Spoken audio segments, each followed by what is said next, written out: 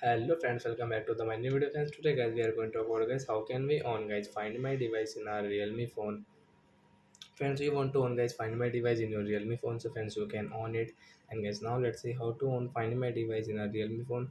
In this video guys I am going to show you friends. So before starting video friends, I want to tell you guys, if you need my channel, so friend, first of all guys subscribe my channel, click the bell icon, like my video friends. So first of all guys, open your phone setting to on find my device, then guys scroll it. So as you can see this type of setting, then guys click on guys your password and security setting to on find my device. Then guys you can see your system security guys, tap here.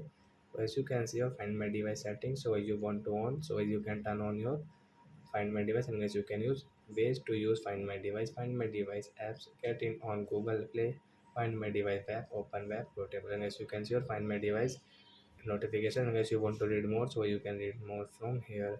So I hope friends you have understood how to turn on find my device in our Realme phone. So that's it guys, thanks for watching the video. We will meet on next video. Bye bye friends.